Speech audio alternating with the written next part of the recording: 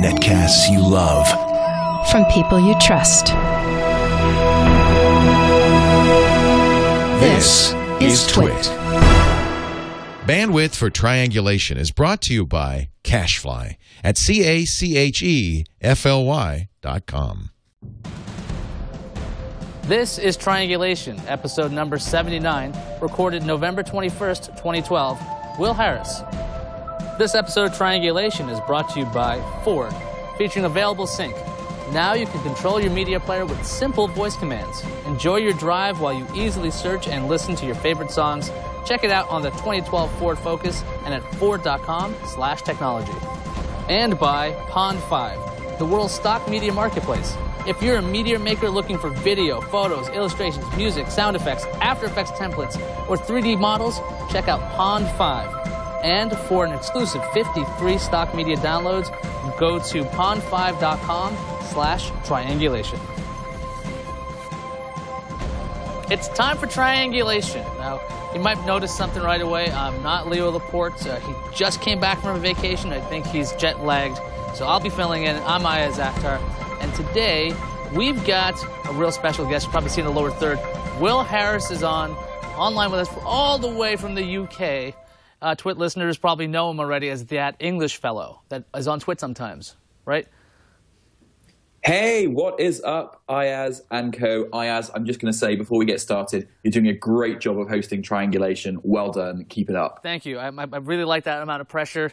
If you guys don't know, Wil and I used to work together for all of like a couple of a year or so, or something like that. It was like 2 years. We made a little web show together, and it was really awesome. Yes, it was. And then you got a much better job. Yeah, things worked out okay for me. Obviously, I got a nice little chair here. Well, we're not here to talk about me. Well, that's crazy. We're here to talk about you. Okay, so today I was doing some research on you. Because why not? You have like your own Google Knowledge Graph card. You have a Wikipedia page. Why on earth should people know who you are in tech anyway? In case they've never heard of you. Do I really have a little Google Knowledge Graph card? Yeah, you do. It's been a while since I Googled myself. So why should people know who I am? Yes. So for about 9 months, I was the second most twitted guest in the history of TWiT. Twitted? Only behind Patrick Norton. So that's one reason. The second reason is that I used to run a really popular geek website called BitTech, which is all about hardware mods and things like that. And the third reason is that I started a company called ChannelFlip, and we are a YouTube network that produces loads of really cool English stuff on YouTube. Let's go way back. How did you even get into tech? I know you were an editor and you did all these crazy things with video, but how did you even get started into technology at all? Were you just like a gadget nut, or did somebody just say, hey, Wil, here's a job? Way back into the Wayback Machine. The way that I got started in tech was I want to say 6 years old. And my dad bought a computer which was a BBC. Did you guys get the BBC in America? Like the sort of like beige computer with like the black keyboard? I don't think so. I mean, my first computer was from Radio Shack, so that was a long time ago. Oh, okay. It was like the kind of the same time as the Spectrum. So it was kind of like that. And he got Elite. You know Elite, right? The video game. Mm-hmm. And he showed me how to play it, and I was completely blown away by it. I was like, oh my God, what is this? And then simultaneously, he used to get like the magazines that would go with it, like computer magazines, and they would have code in the back of the magazines that you could use, that you could type into the computer, record it onto tape, and it would like be like hacks and cheats for all the games on the BBC. So I first really got into technology, helping my dad type up this just raw code to go into the copy of Elite that he was playing. That's how I got started. Then I spent my years geeking out with an Atari ST, STFM, not Amiga, because Atari kicked Amiga's ass repeatedly, and that is very important for everybody to know. I then went from an Atari to going to high school, And I got my first PC in high school, which was a Pentium 90, which was amazing. And when I got the Pentium 90, and then when I got the internet on the 56K modem, that was it. I was just completely away. And I fell in love completely with technology and became an uber geek. That's so you got computers and then you liked tech. Huh? Sounds like my story so far. But how did you get into the business of being in tech? It's one thing to just love gadgets, right? And to mess with your time, to just lose a lot of time doing that. How did you get started professionally when it came to writing? So, how did I get started professionally? So, there was a website called BitTech that somebody that I didn't know had started. And it was this tiny little website, and it was all about case modding and soldering and all that kind of like the uber geeky stuff. And I used to read it, and I used to think it was really awesome. And the one thing that really wound me up about it was that the guy couldn't write or couldn't spell. Like, he could write, but like he couldn't write properly. And as somebody doing an A-level in English, I was like, hey, I think I could contribute to this website. And I think I could help out. And so I emailed this guy and I said, hey, I really love your website and it's really cool. Can I help you make your sentences make sense? And so he said, yeah, sure, you sound like a really nice guy. So over the next few months, we worked together doing that. And he was like, hey, I've got a real job and I'm going to go off and do that. Would you like to now just have this thing? And so I thought, yeah, okay. And so I got a bunch of friends and we sort of took it over. And that is how I started writing about technology. And it started with just articles that we would make ourselves. We'd go and get parts from Radio Shack and make up different things. And we went through a whole phase of trying to get contacts in the technology industry, because people started reading the things that we were writing. We were like, hey, maybe we could get some graphics cards to write about, or hey, maybe we could get some processors to test, or that kind of thing. And eventually, over the course of about 4 or 5 years, as I went through college, it became this really popular thing where we had like 1 million visitors every month reading it. And we were getting all the latest graphics cards and all the latest processors sent to us. And we were going to all the events and covering all this stuff. And I just sort of fell into it. It just sort of spiraled out of control by itself. Now, in your Wikipedia page, it says you got a degree in law. Why on earth do you have a degree in law, and why are you in tech? That's because my mother made me hedge my bets. That's all? Mom said get a law degree? Yeah, you know what? I was in high school, and I did you do like 3 major subjects when you get to the last couple of years of high school. So I did computing and English literature, because I was a tech geek and because I really liked writing. And my mother was like, you should do something that actually might get you a real job one day. You should go and do law. So I did law. And then when it came to go to university, I'd been writing about technology then for like a couple of years. And so I thought, well, I'm still going to write. It's still going to be writing about technology. So I should probably pursue the one that I can't do as a hobby, which is law. So I went and I read law. And I actually got my my degree in it, and I got halfway through the qualification, like the post-grad qualification process for becoming a lawyer, and ditched it because it was mind-numbingly boring. Wait a second, what kind of law were you looking at? How could it be boring? I mean, I studied law. I got a couple of degrees in that. Boring? Oh, you've got a couple of degrees. I'll just break out the couple of degrees. I do have a couple of degrees. I've only got 1 degree. That's fine, but you've got a couple. I don't mind. Well, I didn't like sell my company when I was like 30 and make $1 billion or anything. So I think you got me beat on that. $1 billion. No, but how did you find law boring? What were you working on? So when I was at college, the thing I loved about law was you could write these massive essays and massive theses on what is the nature of justice and what does it mean to be what is law versus justice? What does it mean? Should you have prisoners voting? Like, should the government do what the people want or what is best for the people? You do like all these really big topics and you answer all these really big questions, and it's really academic. And I'm a bit of an academic geek, so I really enjoyed that. And then when it came to learning about going into private practice for law, you discover that most of it is paperwork and writing contracts. And B, nobody gives two monkeys what you think about the nature of justice, because who the heck are you? And, what are you going to do to change the world? Nothing. So I found it incredibly procedural and incredibly dry, and I didn't get to tell everybody my opinions about how the world should be, and therefore very uninteresting. You didn't want to be a cog in the machine, write up contracts? I mean, it sounds like fun to me. What? I'm not a cog kind of guy. I'm just not a cog. I'm like a monkey wrench. That's good. That's good to know that you're like a monkey wrench. So you got a degree because of your mom. You started succeeding in tech. You were at Bit Tech with a bunch of friends, 1 million people visiting the site all the time. Eventually, you left all that behind. What was that process like? Scary. I left it all behind because I wanted to do something more mainstream. I was really enjoying doing technology, and I was really doing the type of tech that we were doing. And there was a time when I knew more about Vertex shader pipelines than pretty much anybody. But I wanted to go and do something that I felt would have a bigger impact and would reach tens of millions of people, not just 1 million people. And I didn't think that was super niche tech.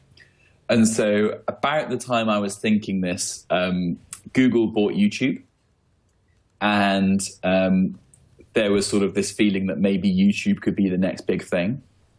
And the reason a lot of people thought it was the next big thing was that this whole concept of, people at home uploading their own videos, or, dogs on skateboards and viral videos and all those kind of things, that was going to be the new television.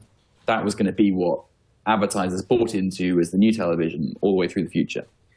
And what I thought intuitively was that my experience writing and editing and freelancing and those kind of things, and working with advertisers, BitTech was really popular with advertisers. They loved what we did, and we did well financially from it. My sense was that advertisers wouldn't want to advertise against dogs on skateboards or, stupid videos of kids biting each other's fingers. What they wanted was high quality content. And they would want it. Oh, you still there? I'm still there. Did something happen? Wow. Do you know what I just discovered? I don't know. What did you discover? OS 10 quite happily goes to sleep, even if you're in the middle of a Skype conversation. Well, I mean, the conversation was getting a little boring there. I mean, you put it to sleep. That's not a good thing. Jeez, I'm sorry. You're talking about like the future of television on the internet or something? Come on, that's crazy, Will. No, yeah, I know. I mean, that seems friggin' ridiculous. So about that, so I thought about it. It was the future of television on the internet. It needed to be high quality content. It wasn't just three dogs on skateboards. And I had met this guy called Leo Laporte. In fact, that's a total lie. I'd never met him. I'd only ever spoken to him on the internet, because when I was in San Francisco one week to cover the Intel Developer Forum, which is the big Intel chip conference that they do once a year in San Francisco. And I was a big fan of TWiT, and I was listening to TWiT every week religiously. And I just emailed Leo to say, hey, I'm at the IDF this week, and I haven't seen any of your TWiT panelists here. Like, I haven't seen Kevin or Patrick or Robert or any of those guys. Do you have anybody here? If you don't have anybody here, would you like me to write something for you? Like, I can write you like a little report, and I can send it to you, and then you'll have some original reporting from from on the ground at IDF. And he said, yeah, sure, that'd be really interesting. Why don't I give you a quick Skype, and you can tell me what's been going on, and then I can write it up. And so I said, sure. So I arranged. So I sat in my hotel room in the Marriott on 4th Street in San Francisco, and I get this Skype coming in from Leo Laporte. And I'm like, hey, Leo, it's amazing. How great to talk to you. I listen to you every week, and this is really cool. And he was like, yeah, so just tell me what's been going on at the IDF. And I was like, cool. So I spent maybe 15 minutes just saying what had happened at IDF, what Intel had released, what that meant, how that was, etc. And at the end of this conversation that we were having, he went, okay, well, that's great. I'm going to drop that into the show on Sunday. And I was like, what? We were just having a conversation. He was like, no, I recorded the whole thing. I'm just going to drop it into the show on Sunday. And I was like, oh, my God. So if you go back to whatever it is, I don't know, TWiT 110 or something, like it's a long time ago now. There's this episode of TWiT that's IDF week, and about halfway through the show, he just goes, "Yeah, so we weren't at IDF this week, but Wil Harris, here is the pre-record I did with Wil Harris." And so that was it.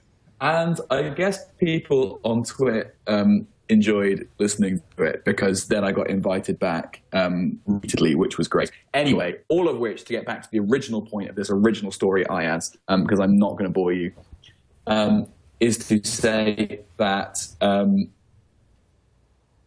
what's the point of the story? Oh, yeah, so I thought online news was going to be really interesting. And Leo was only doing audio, and I thought, I bet you could do this in video. And so that was the idea that I had. So that's why I started ChannelFlip. And the idea was to be an online broadcasting network for professional-grade content, only on the internet, but not just about technology, about video games and DVDs and all kinds of like culture. And that's where the idea came from. I've got some more questions to ask. But one of the weird things, though, like you just seem to just go up to people like, "Yeah, do you need any help?" And they just say, "Sure." So that's how a BitTech worked and TWiT. You're just like, "Hey, I got an idea." And they're like, "Yeah, sure." So just ask, apparently, is the secret. I'm just a helpful guy. I got a lot more questions for you. But first, you know, I like to be to think of myself as a neighbor. Completely.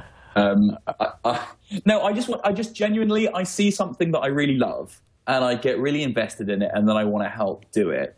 And then often it turns out I can do it quite well. Taxicab in the chat room says it's TWiT45.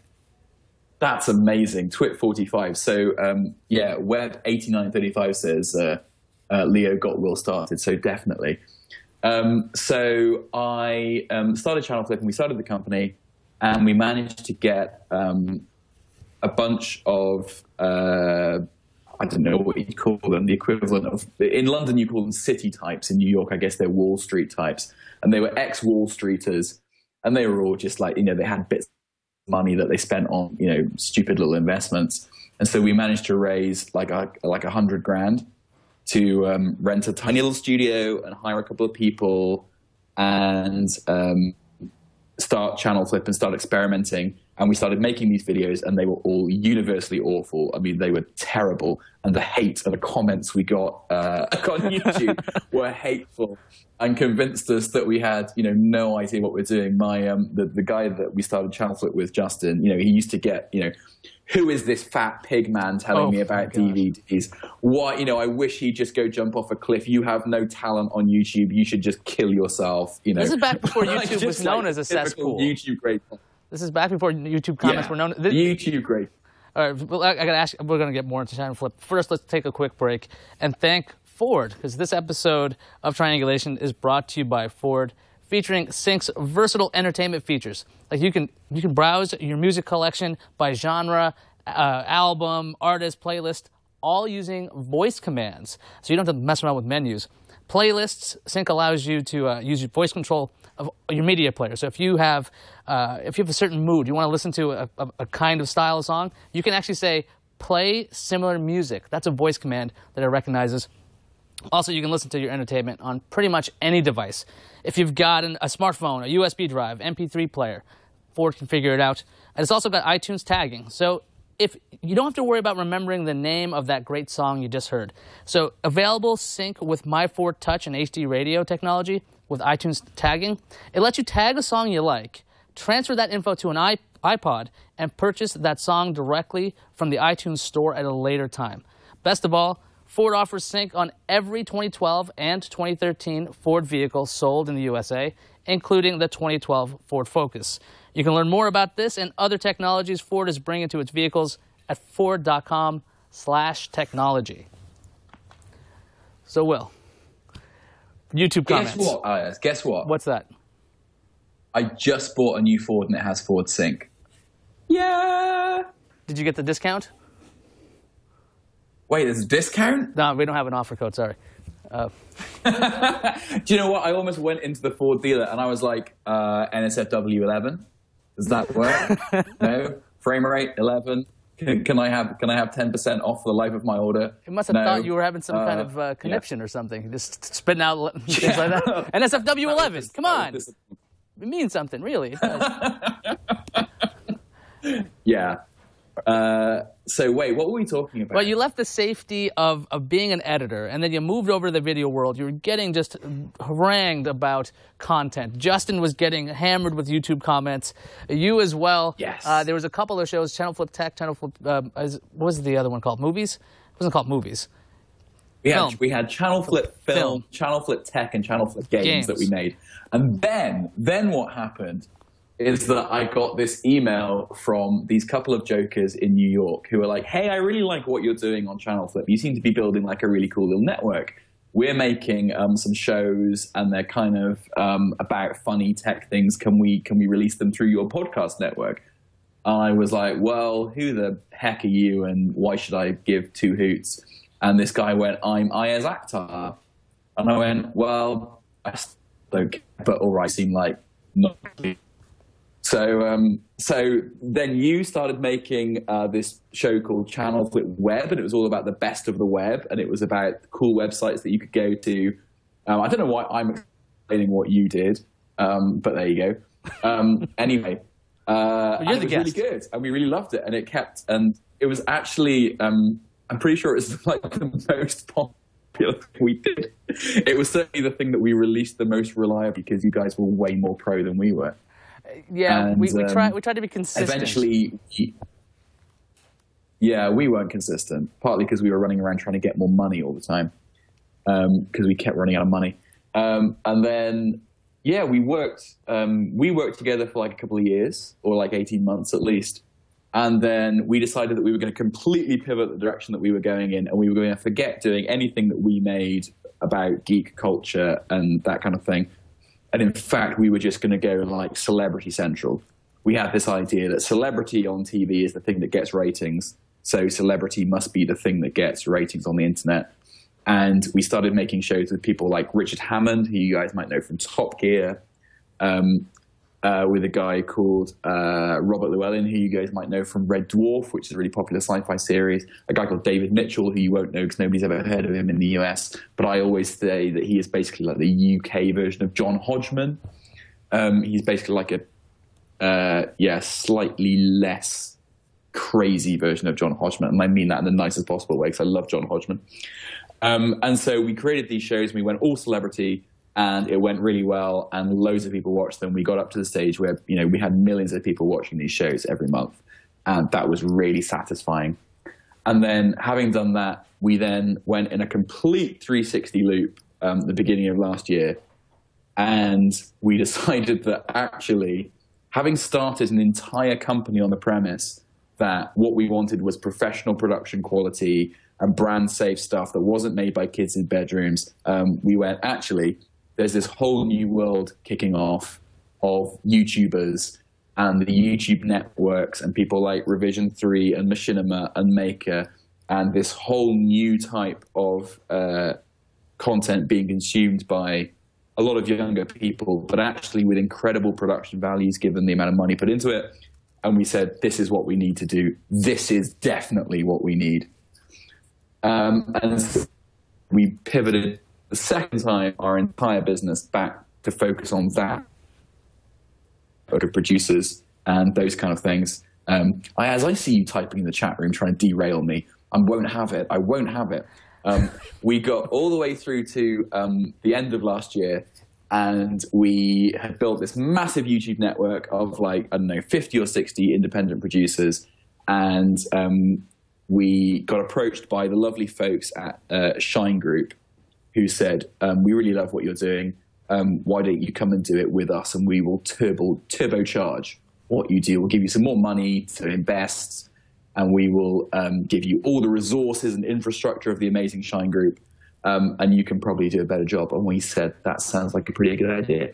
So if you don't know Shine Group is a TV production company, and they make things like MasterChef, Loser, and The Face, and what else do they have in the States? All kinds of stuff they have in the States. MasterChef is the biggest thing they have worldwide. And so we said that's a really good idea. So January this year, we became part of Shine Group, and now we've just been doing the whole YouTube network thing for the last, good Lord, 11 months. Now, didn't you guys have a meeting with Rupert Murdoch? Can you talk about that at all? I remember hearing a very colorful version of that. I just wonder if there's any way you could give an edited version of that for the audience. Is there any way I can give an edited version of that? Yes, absolutely. Shine Group was started by Liz Murdoch, who is Rupert's daughter, and who is an incredibly talented and incredibly lovely executive, and fantastically brilliant creative mind. And so when we came into Shine Group, she invited us to part of the Shine Group itself is part of News Corp, and obviously News Corp is the Rupert Murdoch thing. So we got invited, I think the first week that we were part of News Corp, technically, we got invited to the News Corp digital offsite, which was a lovely week away in the States. And and got to meet Rupert and say hello and introduce ourselves and say who we were, and that was a lot of fun. That is a very edited version. He had nothing to say to you? I'm pretty sure something. Okay, well, it's up to you if you want to tell that story. It's just a good story. If you guys don't know what it is, meet Wil at a bar one day, and definitely ask him. Yeah, I'd give you a drink first.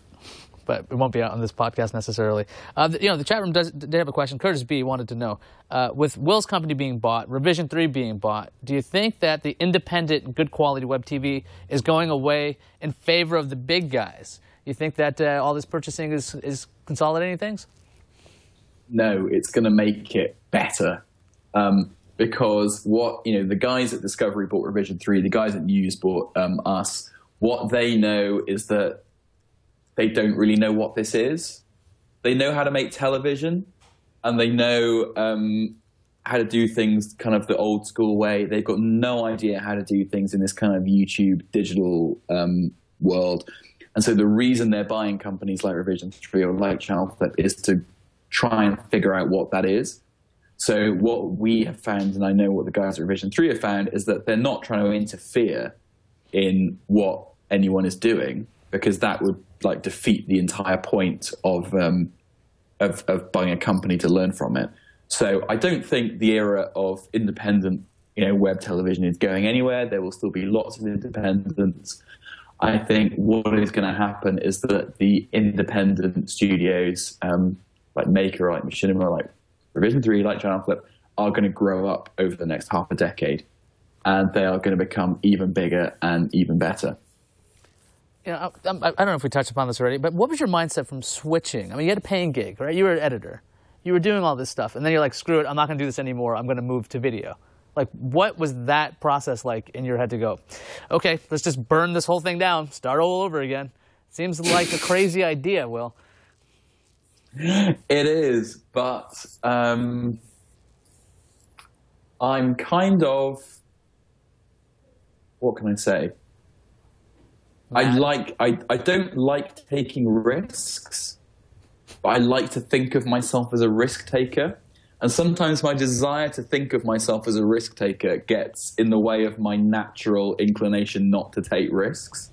And so it was something that I really wanted to do. And I sort of felt like, while I haven't, on the scale of 1 to 10, I haven't got a lot to lose. Like, I'm at 5. Like, my job is great and I love it. But it's not like I'm walking away from, making a job where I earn millions of pounds a year, or it's not like I'm, gonna not be able to pay my rent because I have some money saved and my girlfriend works and I'll just leech off her. And I sort of felt like, if you're going to take a big risk and properly start a company when you're sort of like 25, 26 is a great time to do it, because really you can afford to do it. It's quite tough to do it like in your 30s or something. When you've got kids and you've got responsibility, you've got mortgages. So I thought I should really take the leap. The worst thing, the thing that made me almost not do it, was when I'd made the decision and I just left the company, and I decided that I was going to start ChannelFlip. And I got a phone call from somebody that I talked to previously at a company, who offered me a job which was managing editor of their entire luxury portfolio, which included all their travel magazines, all their five-star yacht magazines, all the in-flight magazines, all the jewelry and fashion magazines. And it was basically like, would you, like to travel around the world, going to luxury trade fairs, experiencing luxury hotels in luxury destinations for free as a journalist, and not even have to write that much because you're managing editor and somebody is really doing the work? That was the one thing that made me go, maybe I should not be doing this. Wait, you just got offered this job out of the blue? They're like, by the way, we just wanted to have you move around. Yeah, it's because it was through somebody that I knew. It was through a contact. This is ridiculous. And it was a choice. And I was like, my wife, my girlfriend at the time was kind of like, well, you should probably take the really exciting job that lets you jet set around the world and make money and do all these things. And I was like, sounds like a good idea. What? Okay, that sounds absolutely absurd. Absurd, Will. Absolutely absurd. Man. Yes. This. I mean, the reason why I bring this almost as absurd as that Batman T-shirt, but almost. Not quite. Thank you. Well, I don't think it's absurd. It's an actual licensed shirt. It's not like I made this over there in the back. That's not absurd. With the Skype laugh there, that was pretty good. That wasn't a very. All right, it's absurd. Again. It is pretty. Having trouble hearing you with this. There seems to be some kind of Skype issue. Are you running Dropbox or something crazy? Are you uploading like the next great awesome video somewhere? No, you know what? I'm just I've got a lot of BitTorrent going on. I'm pirating a lot of Hollywood movies right now. I'm sure Rupert loves that. I'm glad you're saying that. That's his favorite. It's The Simpsons. I'm literally downloading The Simpsons right now. There's your problem right there. There's the small thing. That's crazy. Well, yeah. So I mean, I was in the. Come on, give me another question. Well, I'm looking for the chat room questions. Right now, they are the third person in triangulation, right? We're just like, what's going on there? People want. They're calling. Curtis B says, does Will consider himself an entrepreneur, or did he finally find what he likes to do? I do consider myself an entrepreneur. I think it's being an entrepreneur is great fun. It's about starting something new. It's about trying something that nobody's done before, or doing it in a different way from what people have done before. It's the excitement of the new. It's trying to prove that you can build something that has some value. And I think the satisfaction of proving yourself right as an entrepreneur is incredibly self-validating. And as a terminally insecure person, based on my entire geeky youth, self-validation is something that I crave. And so I think, I definitely consider myself an entrepreneur. Well, this is good. In fact, I'll tell you about my amazing self-validation. I don't know if you can see behind me on the wall. What is that? Is a little framed little doodie here, which is actually the framed press release of Shine Group acquiring ChannelFlip. I framed it and put it on the wall, and got Liz to sign it. And it's one of my favorite possessions because it is the ultimate in personal validation. So you've got a 2-page press release. That's how important it was. Not even just one sheet. It's a 2-page. Not even just one page. 2 pages. Yeah, you can keep zooming. It's not going to look any better. I'm surprised you didn't have it blown up and just make it wallpaper. I mean, it's entirely too small, Will. Ooh, that's not a bad idea, actually. There you go. Just make it a giant wallpaper. I just put it above my bed, like on the ceiling, so I can just lie in bed looking at it. Well, I mean, yeah, if you need validation right before you go to bed, I guess that's a good idea. You're going to have that while you listen to Tech News Today as you go to sleep. I'm not making that up, by the way. Iyaz knows this, but most people don't know that I have my nightly routine, which is that I have to listen to Tech News Today every night lying in bed. That has to happen. And so the time that I hear Iyaz and Tom and Sarah the most is when I'm lying in my pajamas. Have you had any Tech News Today related nightmares after hearing us in your head right before you went to bed? No, you know what? It makes me, it chills me out. It chills me out. No nightmares. In fact, I would say that I have maybe 75% less general nightmares as a consequence of my Tech News Today routine. Good to know that techniques today can be used as a sleep aid. So if you're having problems... That's soporific. Yeah. If nothing else, you put me to sleep every single night. That's great. I'm glad that we can put you to bed. There's a question here. You've had so many great opportunities, but what was the worst one you were offered?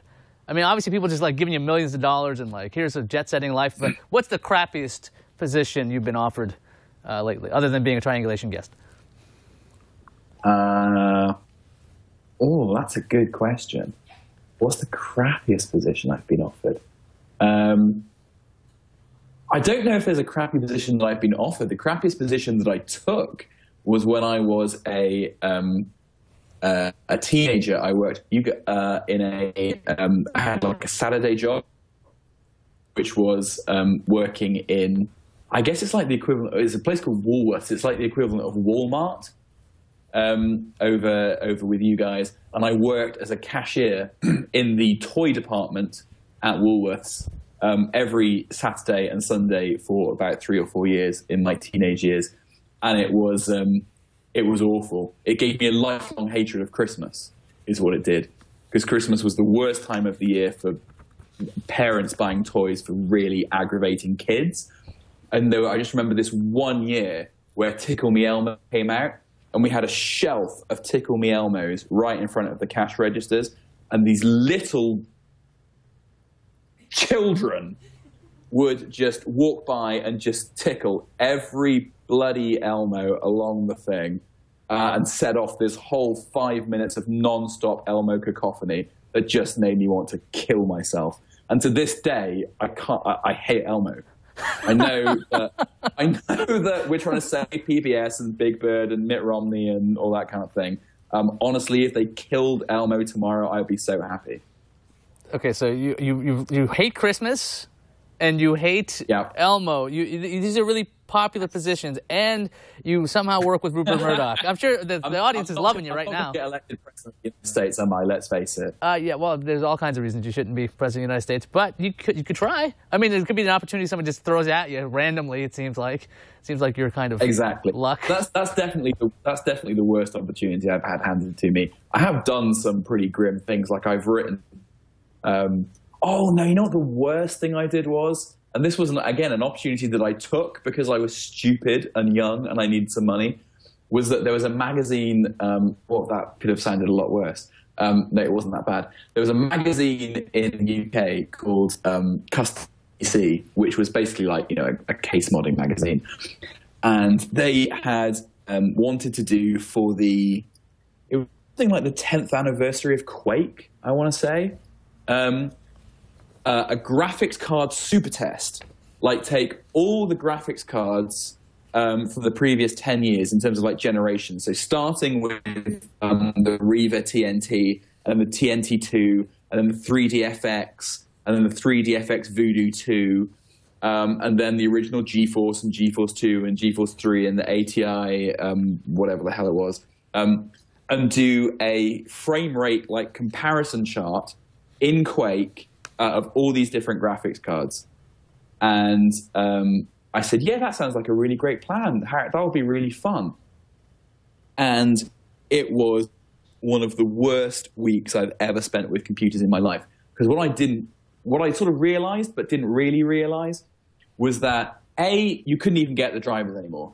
So we're back in the era of Windows XP, and like you couldn't get a 3DFX Windows XP driver. You couldn't get a Riva Windows XP driver. So you were trying to go back into DOS, and then you're trying to build computers to go back into like the DOS days, and you're trying to remember about like upper memory and higher memory, and like how you configure Quake to work properly. Like it was an absolute nightmare. And then trying to get comparable results from everything from a Riva TNT to a GeForce 5 or F, whatever it was. Possible. And of course, all the old kit has been sitting around forever, and half it doesn't work. And you're, oh, where am I going to get an 8 megabyte dual-sided SIM, to work in this like 486 board to work with this TNT? Yeah, it was impossible. It was definitely one of the miserable things I've had in my life. Sounds awful. And let's take a break there, because while you're in the dumps, let's talk about something great. Let's talk about Pond 5, because this episode of Triangulation is brought to you by Pond 5, the world's stock media marketplace. Now, if you're making media, right? Let's say you're like Will or myself, and you're like, I'm going to make a show, or you guys are making a show at home. You know, sometimes it's really hard to get yourself a helicopter and film a new shot over a city or something. That's where Pond 5 is like really great. They have a bunch of stock media downloads that you can get. So you can get videos, and you can get vector illustrations, music tracks, sound effects, whatever you're looking for. You don't have to make them yourself. You can just go to Pond 5, and it gives you instant access to a vast selection of stock media. It's got more than 10 million professional quality photos and illustrations, like I said before, 3D models. We could look up pretty much anything we want, John, couldn't we? Could we check out, let's say we wanted to talk about monkeys. I wanted like some pictures of monkeys, because I'm doing a documentary on monkeys. Let's see if we can get some. Oh, look, they have pictures of them. Do we have sound effects of a monkey if I wanted to hear one? I bet we could find one. If we go backwards, we have a monkey actually chewing something. This is fascinating. Look at this. That's the howler monkey. Pond5.com. I don't. Once you buy the actual piece there, it doesn't actually have the Pond 5 watermark at the end there. It's great for developers, designers, film, and video makers for all their audio and visual asset needs. And by the way, if you're an artist, Pond5.com. if you're an artist, you'll love Pond 5 too. They're shaking up the traditional stock agency business with an open, artist-friendly marketplace for professional content. So if you're an artist, you can sell on the site. Pond 5 gives you the control over pricing, and that's just unheard of. Plus, they pay out 50% royalties for each and every sale. So higher payout than any other stock photo marketplace out there right now. And since you're watching this episode of Triangulation, this month you can get 50 free stock media downloads at Pond5/Triangulation. Excuse me. You can get 50 free stock media downloads at Pond5.com/Triangulation.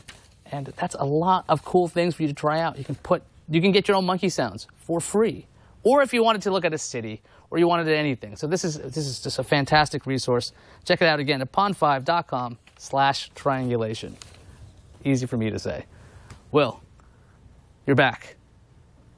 His audio is cut off. Double down on the ad read goodness. Last month, I bought 5, count them, 5 stock clips from Pond 5. Well, you know, if you had Pond 5 when you were starting out, I mean, you didn't have to have, hundreds of thousands of dollars to build a studio. You could have just faked everything. They were like, there you go. I could have just faked the whole thing. There you go. You know what? That would be quite a good experiment. Can you start just an entirely fake production company using just Pond 5? Well, I think that'd be quite fun. You could have your website, and you have a nice, beautiful image of a corporate building from Pond 5. You put it up as your corporate headquarters, because it's royalty-free. And then you can you can go one step further. You can just make your website a stock image of a website. That's a way to go. It's an interesting way to go. Yo, dog, I heard you like websites, so I put a stock site in your website. So we've got more questions from the chat room. This one is this is an interesting one. As a fellow TNT fan, who's your favorite guest? Don't say Terpster. Oh man, I love the Terpster. The problem is having the two of us on a show together is like the worst idea in the world. Who is my favorite guest on TNT? I quite like Patrick Beja, because he's always got an interesting point of view. And there's something about that French accent that's just kind of nice. I also like, who else is interesting on there? Dr. Kiki's always really good. Fellow law, amazingness. And Richard in the chat room says, I like Nilay. He's also good. Nilay is really good. Do you know what I prefer? Do you know what though? I'm quite old school. I do quite like it when I like Darren. Darren's good on a Friday. Always Darren on a Friday. But I actually prefer the shows where it's just you guys the most. What a suck up! Absolute suck up. That means just like the original crew, like the little OG crew. Do you know what I hate though? What I hate, apart from Terpster, I hate other British people. Because I think I'm not listening to an American tech network to hear other British people. Kill the other British people. Just forget them. The only people that should ever be on TNT from me and Terpster. Well, I would assume that's the kind of YouTube comments you might have seen, too. What's some of the worst ones for yourself? I mean, Justin has talked about his horrible stuff. You talked about the, like, die, piggy, die, or whatever it was. What's the worst thing you got hit with in the comments or anywhere? But, I don't think I did too bad. Because I think most of the people that watched the stuff that I made were TWiT fans, and so they were like of a slightly different caliber of person. I did get like there was ones where people would say like, "Oh my god, the editing on this is awful," because I'd edited it and I was completely incompetent. But I don't like. I'm gonna just pretend I know what he's saying right now, even though the audio. Presenting a tech podcast. There we go. The audio just caught up. I have no idea what he said. That was the best answer you've given the whole time, I got to say. That was the best answer I've ever given. No, I was saying that the thing I used to get the most was that I was like, why is Gordon Freeman presenting a tech podcast? I don't know who that is. This joke's... Gordon Freeman from Half-Life. This... I have like the beard and the big black scientist glasses. Isn't that your Twitter avatar right now? Yeah. I thought that was a customized thing. I didn't realize that. I'm like, what is this? It's like, no, it's it's the most famous video game character of all time. It's fine that you don't know that. Yeah, it's not like you're some technology network. Like I don't have time to play games, Will. I mean, I wasn't given a ton of money by Uncle Rupert to just sit around and play games. I have to read and explain tech news. So that's unfortunate for you. Yes, absolutely. Uncle Rupert, that's brilliant. Oh, geez. I want to ask you a question about this is actually about me, so I want to see if you validate this one. One of the worst comments I got being on ChannelFlip was I saw it on iTunes. It was, okay, ChannelFlip is great. The best thing about it is its appeal is that it's British. Iyaz and Rob is my co-host, are not British. They should not be on the network. They hated us because we weren't British. Well, you know what? I can understand that, because what have I just said about TNT? I don't want to hear any British people. Screw the British people. Exactly. I suppose the difference is that you're a lot more talented. I think they were wrong. I think that there was absolutely a place for two New York jokers on ChannelFlip. It provided a great antidote to the otherwise stuffy and boring Englishness. So I think whoever said that should be taken out and shot. It absolutely cracked me up, because I mean, like, you guys could, I mean, if you didn't lose the Revolutionary War, I'd be British. Like, I mean, it's not my fault. It could still happen. Listen, yes. I'm not ruling it out. We could still come back. Good point. That should have happened. America is on the wane, my friend. You've just re-elected a communist. I should have. So this is going to happen.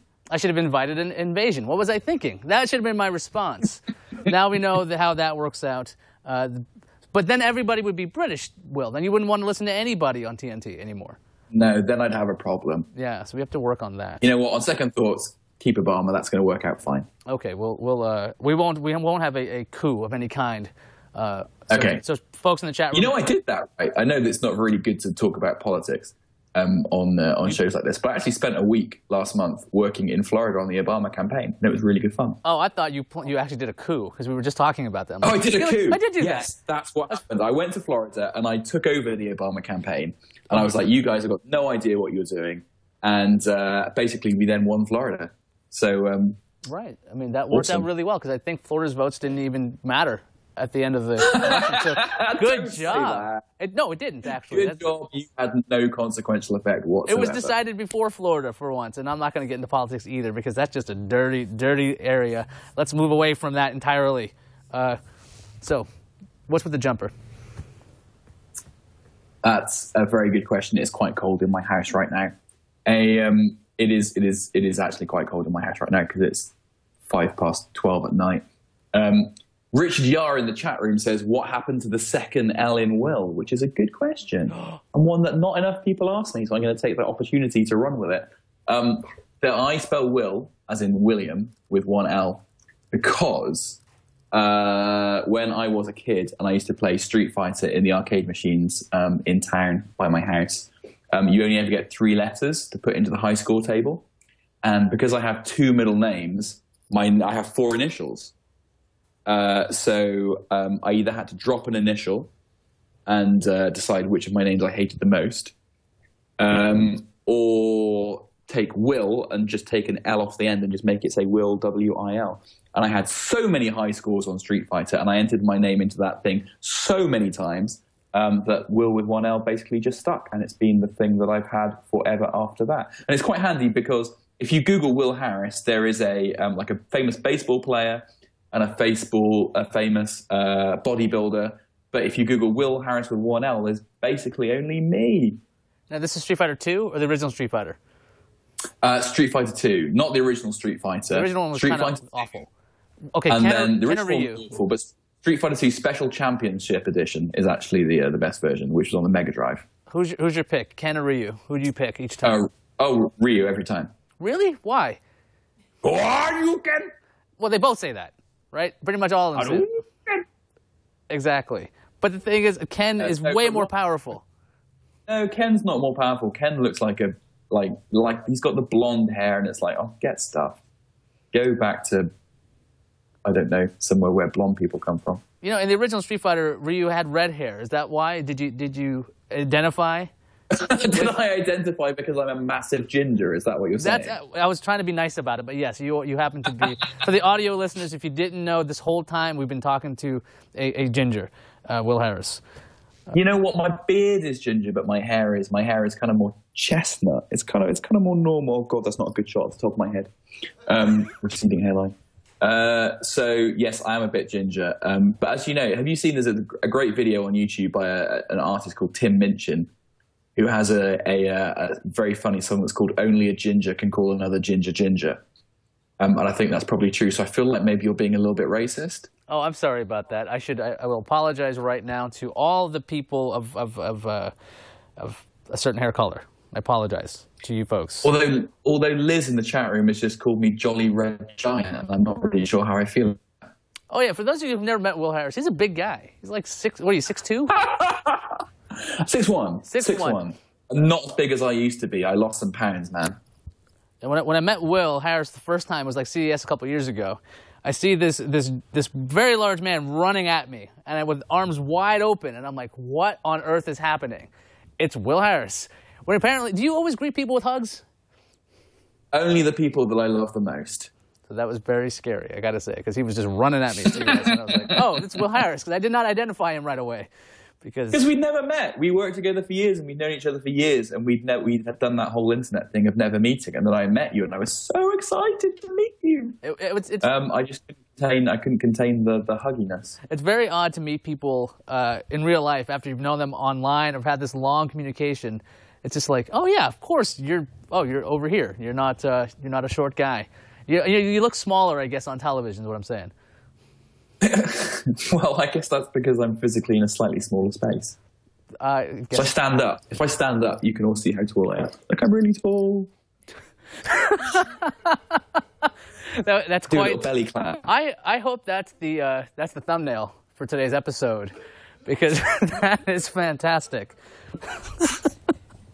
Just giving the audience what they want, Iyaz. You should know that's the first rule of show business. You're right. You give them what they want, but isn't the actual second rule they don't know what they want?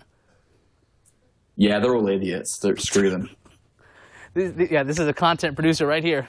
This is my buddy Wil Harris saying. Well, you were asking yourself questions. Beatmaster in the chat room says, "Let's all hug Wil Harris." Yeah. You can try. Thanks, Beatmaster. We get the chat room over here. We'll just put the monitors together, and it'll totally be like a hug. No engineers are doing that. This is more fun. Yeah, no, they're not. Should be. Well, you were asking yourself questions before. You've been doing a great job. He's run away. He's dropped the call. He's had enough of my silliness, it looks like. We're going to try to get Wil Harris back, if he's going to have us. So guess what happened? I don't know. I hit my bandwidth limit, like the data limit on my bandwidth. I just got like a hard stop. Like I was just sitting, chatting to you, really enjoying myself, and all my internet browsers just went dum dum dum dum dum dum dum. Twit Live went dum dum dum dum dum, and Skype just went dum dum dum, and it went, "You have used all your bandwidth for the month." What? Who's your ISP over there? Oh, I have the worst setup in the world. So I'm calling you from my iPhone on 3G. So I'm just burning my phone's 3G right now. More data.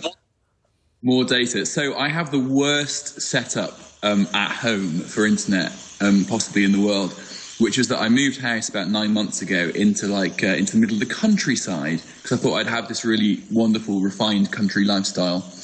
And when I phoned the DSL provider, they assured me that I could get a lovely kind of like 10 meg service, which is not amazing. It's not like cable, but 10 meg is plenty for, most uses. And when I moved in and they actually activated my amazing 10 meg line, it turns out that the most I could get actually in practice was 200K. 200K? 200K over DSL. Because I live so far out in the middle of nowhere, like the attenuation on the copper or whatever makes it completely useless. So I basically can't get wired internet at all.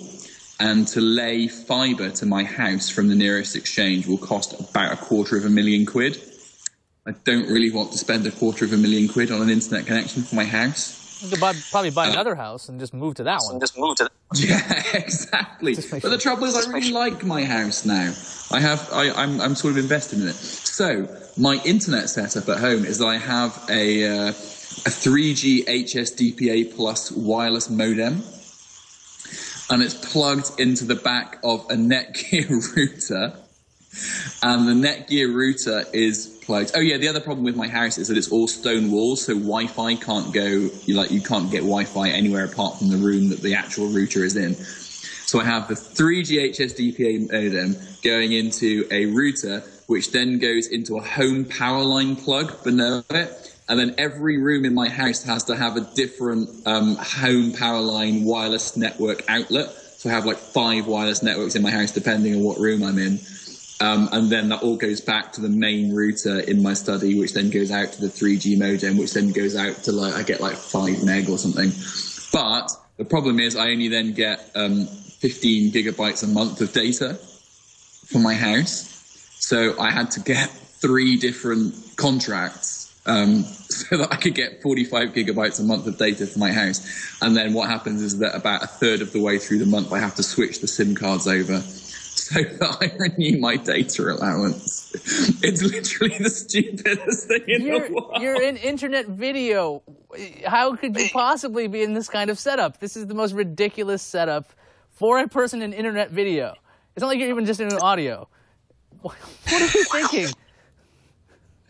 Yeah, I don't really have an answer to that. It seemed like a really good idea at the time. And it's certainly, it's better than the 200K DSL that I could get. But it's not really a great option for somebody who makes their living doing high bandwidth stuff on the internet. Thankfully, I don't have to. Thankfully, the good thing is that I don't ever have to really appear on any shows on the internet.